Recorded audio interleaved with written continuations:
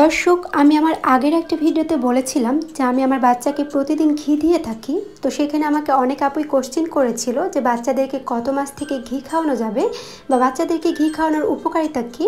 তো সেসব কোশ্চেন নিয়ে কিন্তু আজকের ভিডিওটা আমি তৈরি করেছি। আই হোপ যে আপনাদের জন্য আমার আজকের ভিডিওটি উপকারী হবে। চলুন তাহলে বাচ্চাদের ঘি খাওয়ানোর উপকারিতা সম্পর্কে জেনে নেওয়া যাক। হ্যালো দর্শক, আসসালামু আলাইকুম, welcome back to my channel Saifa Arabi USA. এখানে আপনারা যে ঘিটা দেখতে পাচ্ছেন এটা কিন্তু আমার বাসায় বানানো হোমমেড ঘি, এবং আমি এটা মাখন দিয়ে জাস্ট কয়েক মিনিটে বানিয়েছিলাম। কারণ আমি আমার বাচ্চাকে কেনা ঘি একদমই দেই না, আমি অলওয়েজ চেষ্টা করি আমি নিজে ঘি বানিয়ে তারপর আমার বাচ্চাকে সেটা খাওয়াতে। তো এই রেসিপিটা ইনশাল্লাহ আমি 2-1 দিনের মধ্যে আমার চ্যানেলে আপলোড করে ফেলবো, আপনারা চাইলে কিন্তু দেখে ট্রাই করতে পারেন।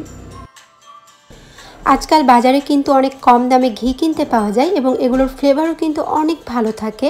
বাট এসব ঘি ছোটো থেকে বড় কারোই খুব একটা খাওয়া উচিত না, এতে কিন্তু টাইপ 2 ডায়াবেটিক্স থেকে হৃদরোগের ঝুঁকি অনেকটা বেড়ে যায়। আর সেজন্যই আমি আপনাদের এখন প্রথমে যেটা বলতে চাচ্ছি তা হলো যে আপনি যদি আপনার বাচ্চাকে ঘি খাওয়াতে চান তাহলে অবশ্যই দেখে নেবেন যেন সেটা বাসায় বানানো হোমমেড ঘি হয়। প্রথম 1 বছর শিশুর মস্তিষ্ক গঠনের জন্য অনেক গুরুত্বপূর্ণ সময়, তাই আমাদের মনে রাখতে হবে যে পুষ্টিকর খাবার এবং পাশাপাশি সুস্থ একটা পরিবেশ কিন্তু এই মস্তিষ্ক গঠনে বাচ্চাদেরকে অনেক বেশি হেল্প করে। ডিএইচএ হলো এক ধরনের ফ্যাট এবং এই ফ্যাট কিন্তু বাচ্চাদের ব্রেন ডেভেলপমেন্টে অনেক বেশি হেল্প করে। তাই বলা হয়ে থাকে যে প্রায় মস্তিষ্ক গঠনের 60% হয়ে থাকে এই গুড ফ্যাট থেকে। আমরা বাজার থেকে যে সকল খাবারগুলো কিনে থাকি তার মধ্যে কিন্তু সবচাইতে বেশি গুড ফ্যাট থেকে থাকে এই ঘিয়ের মধ্যে।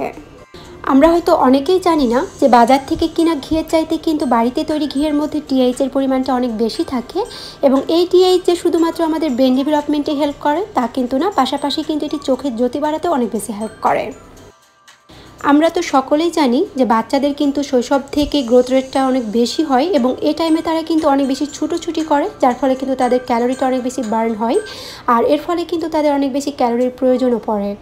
আর সেজন্যই বাচ্চাদেরকে যখন প্রথম সলিড খাবার স্টার্ট করা হবে, মানে তাদের খিচুড়ি, সাবু, সুজি এই টাইপ খাবারগুলোর সাথে কিন্তু জাস্ট কয়েক ফোঁটা করে প্রথমের দিকে ঘিটা অ্যাড করা যাবে। বাচ্চাকে প্রতিদিন কতটুকু ঘি খাওয়াবেন তা কিন্তু ডিপেন্ড করবে বাচ্চার ওয়েটের উপর। লাইক বাচ্চা যদি ওভার ওয়েট হয় তাহলে কিন্তু বাচ্চাকে বেশি করে ঘি না খাওয়ানোটাই বেটার, বাট বাচ্চা যদি আন্ডার ওয়েট হয় তাহলে আপনি কিন্তু বয়স অনুযায়ী বাচ্চাকে 2 থেকে 3 চামচ পর্যন্ত ঘি খাওয়াতে পারবেন। তবে মনে রাখতে হবে বাচ্চাদের কিন্তু কখনোই 6 মাসের আগে ঘি দেওয়া যাবে না, এতে কিন্তু তারা ডাইজেস্ট করতে প্রবলেম হতে পারে। তাই বাচ্চাদের ক্ষেত্রে যেটা করতে হবে যে 6 মাসের দিকে জাস্ট 2-3 ফোঁটা করে দিতে হবে এবং আস্তে আস্তে পরিমাণটা বাড়াতে হবে। তবে হ্যাঁ, যদি বাসায় 8 মাসের একটা বাচ্চা থাকে তাহলে আপনি কিন্তু চাইলে বাচ্চাকে 1 চামচ পরিমাণে প্রতিদিন ঘি খাওয়াতে পারবেন।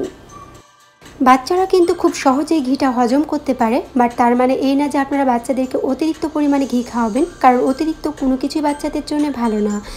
ঘি কিন্তু খুব ভালো হোম রেমেডিজ, বিশেষ করে বাচ্চাদেরকে যখন ফার্স্ট টাইম সলিড স্টার্ট করা হয় তখন কিন্তু তাদের কনস্টিপেশন অনেক বেশি হয়। তো সে টাইমে আপনারা চাইলে কিন্তু বাচ্চাদেরকে ঘি খাওয়াতে পারেন, এতে কিন্তু খুব ভালো কাজ করে। এছাড়াও বাচ্চাদের কিন্তু ঠান্ডা কাশি লেগেই থাকে, তো সে টাইমে কিন্তু ঘি গরম গরম বাচ্চাদেরকে খাওয়াতে পারেন। তো এই ছিল আজকের মতো। আর বাচ্চাদেরকে ঘি খাওয়ানো নিয়ে আপনাদের যতগুলো কোশ্চেন ছিল, আই হোপ যে আপনারা সবগুলো কোশ্চেনের অ্যান্সার পেয়ে গেছেন। তো দেখা হবে আবার নতুন কোনো বেবি ফুড রেসিপি নিয়ে। ততদিন পর্যন্ত সবাই অনেক অনেক ভালো থাকবেন এবং আমাদের জন্য দোয়া করবেন। আল্লাহ হাফেজ।